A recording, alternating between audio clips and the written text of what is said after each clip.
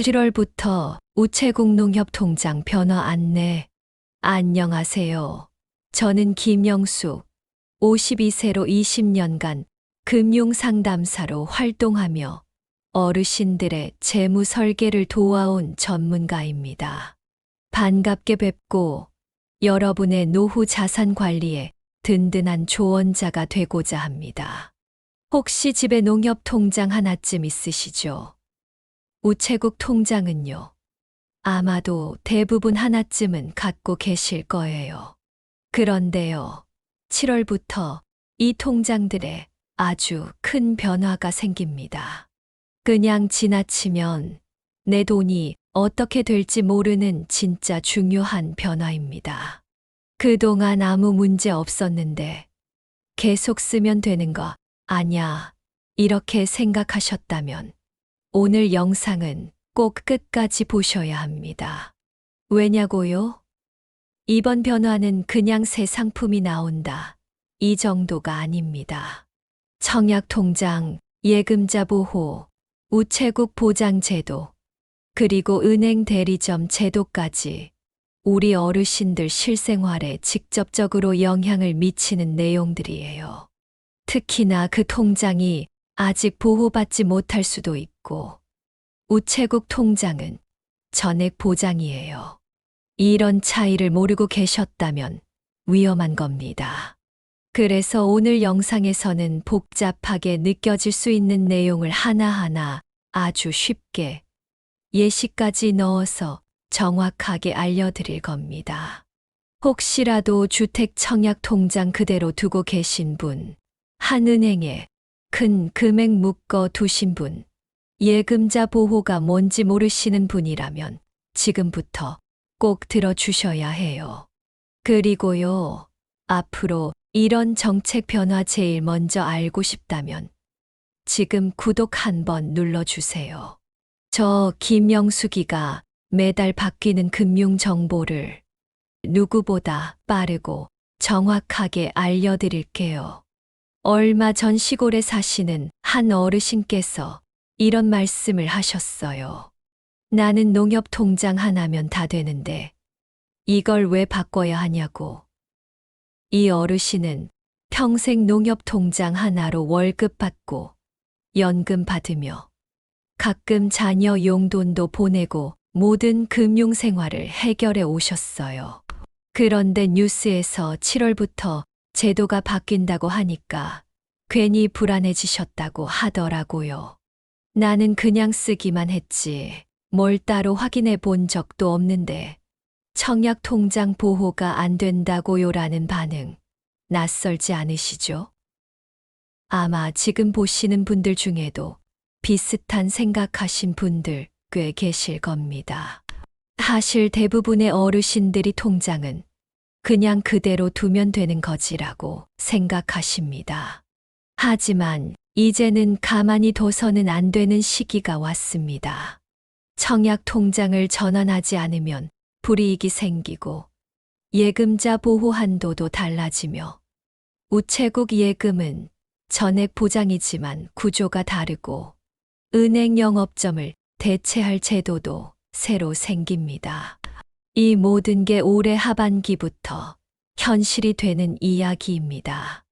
1. 청약통장 관리. 혹시 청약통장이라고 들어보셨죠? 예전에 은행에서 가입하라고 해서 만들었는데 그게 아직도 집에 있다 하시는 분들 많으실 거예요. 이 통장을 그냥 두면 무조건 좋은 줄 아셨던 분들도 계시죠. 그런데 조심하셔야 합니다. 청약통장이라고 해서 무조건 안전한 건 아니기 때문입니다. 예를 들어 드릴게요. 주택 청약저축, 청약예금, 청약부금은 예전부터 많이 가입하신 상품인데요. 이 통장들은 예금자 보호가 안 됩니다. A 은행 통장인데 왜 보호가 안 돼요? 맞는 말씀이세요. 하지만 이 통장들은 일반 예금이 아니라 정부가 운영하는 주택도시기금 소속 상품이에요. 쉽게 말해 은행에서 팔긴 하지만 은행 돈이 아니라 정부 기금에 넣는 돈인 거죠. 그래서 은행이 혹시라도 어려워지면 일반 예금은 예금자 보호법에 따라 5천만 원까지, 9월부터는 1억 원까지 보장되지만 청약 통장에 든 돈은 그 보호 대상이 아닙니다. 그러면 위험하냐고요? 꼭 그렇지 않습니다. 정부 기금이라 은행보다 안정적이라는 의견도 있어요. 하지만 내 돈이 어디에 들어가 있는지, 어떤 법으로 보호받는지 정확히 알아야 문제가 생겼을 때 대처할 수 있겠죠. 특히 청약 통장을 오래전에 가입하신 분들 중에 그게 아직 있는지도 몰랐다. 한 달에 얼마씩 빠져나가는 줄도 모른다. 이런 경우 많으시잖아요. 오늘 영상을 통해 청약 통장도 관리가 필요하다는 걸 꼭 기억해 두시면 좋습니다. 청약 통장은 그냥 갖고만 있다고 무조건 좋은 건 아닙니다. 그럼 어떻게 해야 하냐? 전환이라는 걸 하셔야 합니다. 정부가 지금 권장하는 건 예전에 만든 청약저축, 청약예금, 청약부금을 주택 청약종합저축으로 바꾸세요 하는 거예요. 전환할 수 있는 기간은 올해 9월 30일까지입니다. 시간이 많아 보이지만 막상 지나고 나면 놓치기 쉬운 일정이죠. 전환하면 뭐가 좋은데요? 궁금하시죠? 가장 큰 장점은 청약 가능한 주택 종류가 늘어난다는 겁니다. 예전 상품은 국민주택만 가능하거나 민영주택은 아예 청약이 안 되는 경우도 있었어요. 하지만 주택 청약 종합저축으로 바꾸면 국민주택도 민영주택도 모두 청약이 가능해집니다. 집 선택의 폭이 넓어지는 거죠. 또 하나 중요한 점, 전환을 해도 그동안 내가 넣은 돈과 가입 기간은 그대로 인정됩니다. 그러니까 지금까지 부은 거 다 날아가는 거 아니야. 이런 걱정은 안 하셔도 돼요. 그리고 청약 순위나 점수에도 영향이 없습니다. 오히려 전환하면 앞으로 청약할 수 있는 기회가 더 넓어지는 셈이에요. 다만 주의할 점도 있습니다. 청약 종합저축으로 전환하면 다시 예전 상품으로 돌아갈 수는 없습니다. 한 번 결정하면 바꿀 수 없다는 뜻이죠. 그래서 무조건 바꾸라는 게 아니라 내 상황을 잘 따져보고 결정하는 게 가장 좋습니다. 예를 들어 나는 앞으로도 청약할 일 없고 그냥 예금처럼만 쓰고 있다 하시면 그대로 두셔도 상관없을 수 있어요. 하지만 혹시라도 내 자녀에게 증여하거나 주택 청약에 쓸 수 있지 않을까 이런 계획이 있으시면 지금 전환해 두는 게 훨씬 유리하다는 점 기억해 두시길 바랍니다. 이 예금자 보호 한도. 혹시 예금자 보호 한도가 얼마인지 알고 계신가요? 지금까지는 5천만 원까지 보호되는 게 기본이었죠. 하지만 드디어 9월 1일부터 이 한도가 늘어납니다. 어떻게 바뀌느냐? 이제는 1억 원까지 보호받을 수 있게 됩니다.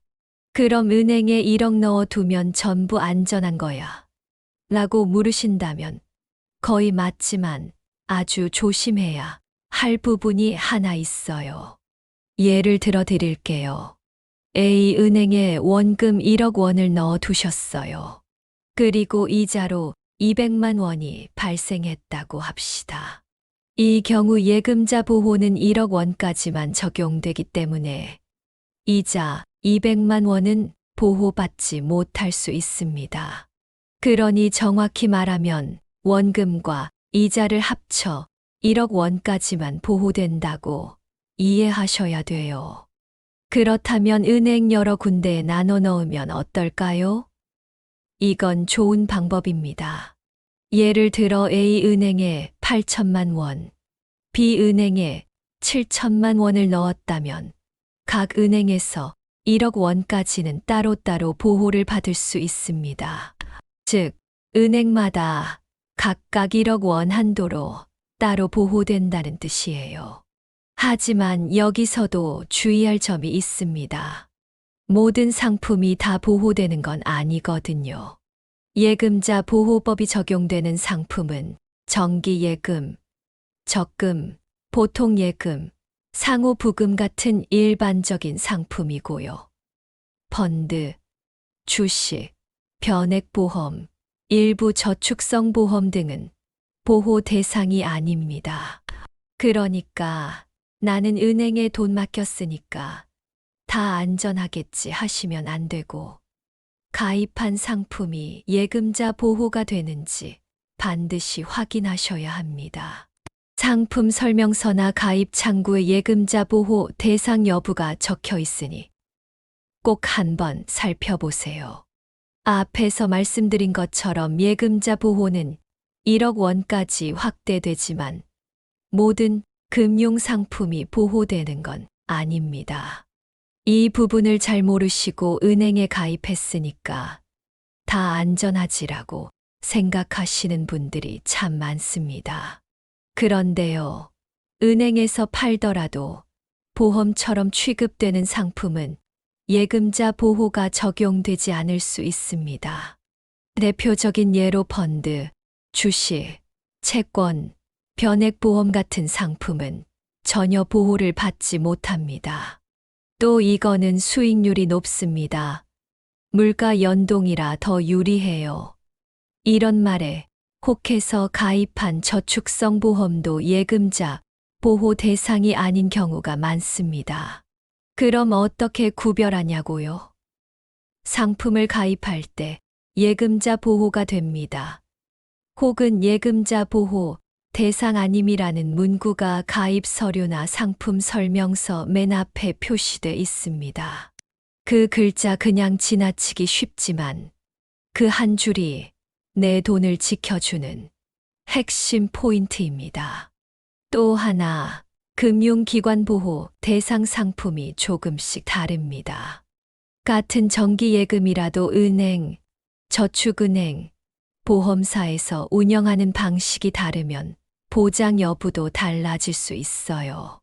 그리고 인터넷으로 비대면으로 가입하신 경우라면 반드시 해당 상품의 상품 설명서 PDF를 열어보시고 예금자 보호 문구가 있는지 확인하시는 게 좋습니다. 요즘은 예전처럼 종이 서류가 안 나오는 경우도 많아서 더더욱 주의가 필요하거든요. 결론은 이겁니다. 은행에 있다고 해서 모두 보호받는 건 아니다. 가입한 상품이 어떤 성격인지 꼭 확인해야 한다. 이 점 꼭 기억해 두셨으면 합니다.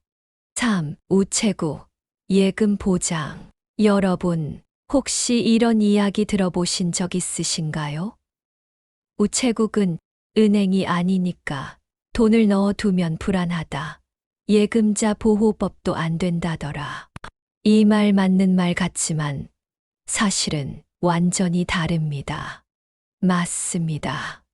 우체국 예금은 예금자 보호법 대상이 아닙니다.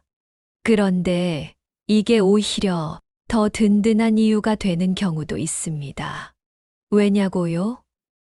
우체국 예금은 예금보험공사가 아니라 정부가 직접 전액을 책임지는 구조이기 때문입니다. 다시 말해 우체국에 돈을 맡기면 얼마를 넣었든 얼마가 쌓였든 정부가 100% 보장해 주는 겁니다. 예금자 보호법은 아무리 돈이 많아도 1억 원까지만 보호해 주죠. 그 이상은 보호가 안 됩니다. 하지만 우체국은 그런 상한선이 없습니다. 예를 들어 드릴게요. 어르신이 우체국에 2억 원을 예금해 두셨다고 해도 정부가 그 전액을 보장해 줍니다. 1억이든 3억이든 한도 없이 보호되는 게 가장 큰 장점입니다. 물론 그럼 우체국만 쓰면 되는 거 아냐 하실 수 있는데요. 이 역시 조심하셔야 할 부분이 있어요. 우체국 예금은 이자율이 조금 낮을 수 있고 일부 금융 상품이 제한적일 수 있습니다. 또 대출이나 카드 등 일반 은행에 비해 제공되는 서비스가 적을 수 있어요. 그래서 내 돈을 전부 옮긴다기보다 예금 보호를 분산할 때 우체국도 하나의 중요한 선택지로 꼭 생각해 보시는 게 좋다는 겁니다. 그리고 이 사실을 모르시는 분들이 정말 많습니다. 우체국은 그냥 우편 보내는데 아니야. 이렇게 생각하시는데요. 지금은 우체국도 정부가 보장하는 공적 금융기관으로 국민 자산을 안전하게 맡아주는 믿을 수 있는 통장이란 점 꼭 기억해 주세요. 자, 농협 새마을금고 비교. 우체국은 정부가 직접 전액을 보장한다고 앞에서 말씀드렸죠. 그럼 농협이나 새마을금고는 어떨까요? 많은 어르신들이 농협 통장을 오랫동안 써오셨을 텐데요. 이 두 기관은 우체국과는 조금 다른 방식으로 예금자 보호가 적용됩니다. 먼저 농협부터 볼게요. 농협은 원래 농협중앙회와 지역 단위 농협으로 나뉘어 있어요. 일반적으로 우리가 사용하는 지역 농협 통장은 예를 들면 땡땡 농협 같은 곳은 예금자 보호법이 적용되는 금융기관입니다. 정기예금이나 보통예금에 1인당 1억 원까지 예금자 보호가 됩니다.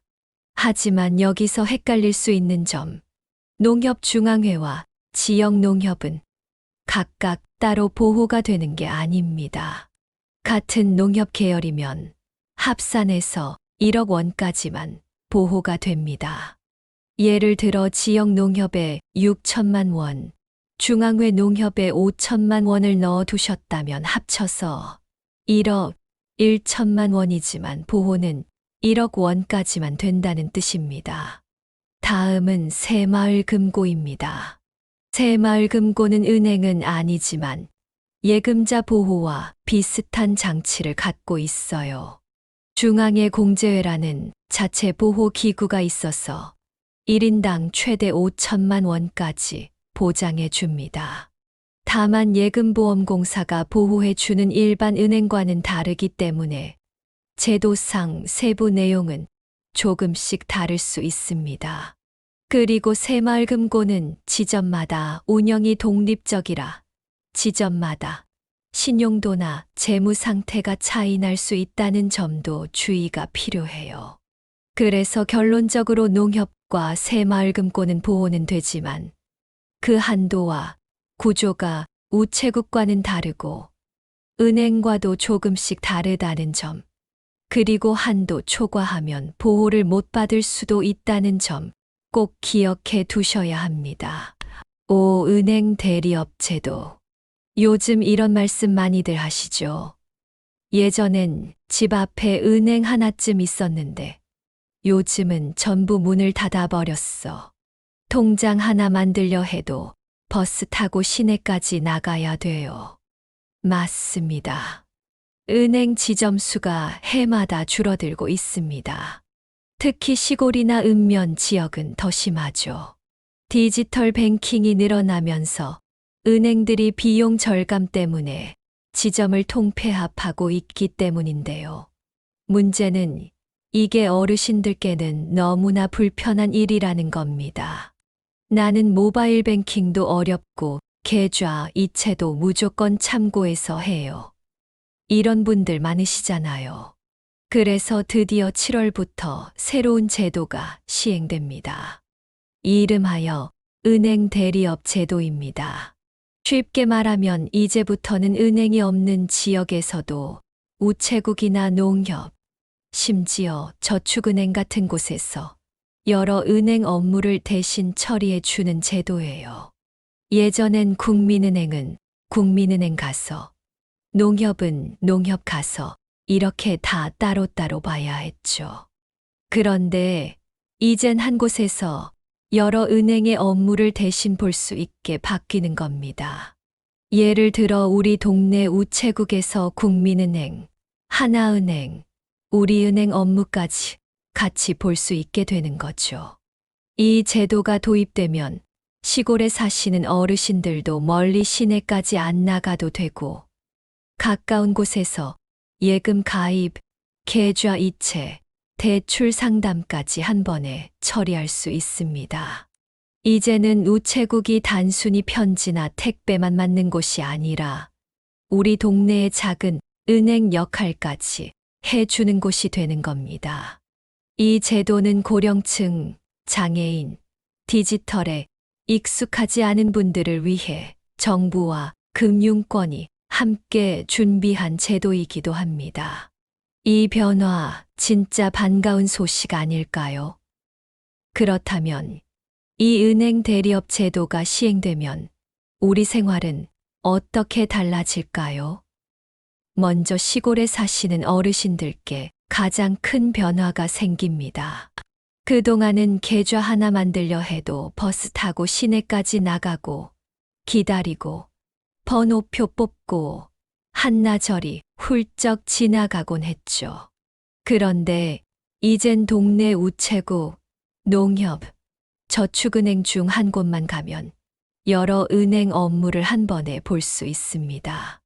예를 들어 우체국에 들러서 국민은행 계좌도 만들고 하나은행 상품도 비교하고 예금 이자율까지 확인할 수 있는 거죠. 그야말로 금융생활의 한방 쇼핑 시대가 오는 셈입니다. 또 하나 직장인들에게도 큰 변화가 찾아옵니다. 평일엔 시간이 없어 은행 갈 틈도 없던 분들. 이젠 점심시간에 회사 근처 저축은행 대리점에 들러 국민, 우리, 신한, 농협 상품까지 한자리에서 비교 가입할 수 있게 됩니다. 그러면 어떤 은행이 이자가 더 높은지, 내 상황에 맞는 대출 조건이 어딘지 발품 팔지 않고도 바로 알 수 있게 되는 거죠. 게다가 앞으로는 하나의 공간에 여러 은행이 함께 출자한 공동 대리점도 생긴다고 하니 이제 정말 은행 방문이 예전처럼 귀찮은 일이 아니라 쉽고 편한 일로 바뀌게 될 겁니다. 이런 변화는 특히 고령층과 정보 취약계층에게 큰 도움이 될 거예요. 나는 이제 은행 일은 잘 모르겠다 하셨던 분들도 앞으로는 더 쉽고 더 가까이서 더 편리하게 금융 서비스를 이용하실 수 있게 되는 겁니다. 지금까지 말씀드린 내용 헷갈리실 수 있으니까 한 번 더 깔끔하게 정리해 드릴게요. 첫째, 청약통장은 9월 30일까지 주택 청약 종합저축으로 전환하시는 게 유리합니다. 납입 금액과 기간 그대로 인정되고 청약 기회도 더 많아져요. 둘째, 예금자 보호 한도는 기존 5천만 원에서 9월 1일부터 1억 원으로 늘어납니다. 단, 이자 포함이니까 상품별로 꼭 확인하셔야 합니다. 셋째, 우체국 예금은 예금자 보호법이 아닌 정부가 전액 보장하는 구조입니다. 금액 제한 없이 안전하다는 점 기억해 두세요. 넷째, 은행 대리업 제도가 7월부터 시작됩니다.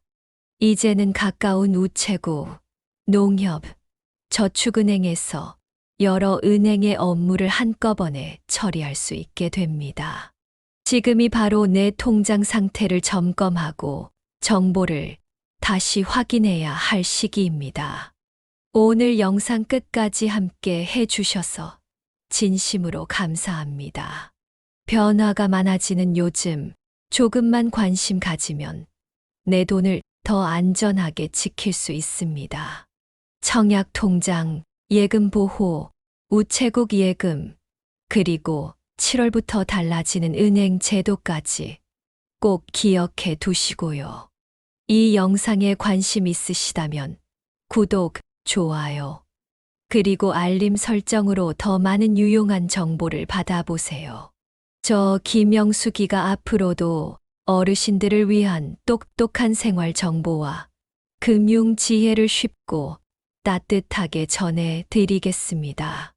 감사합니다.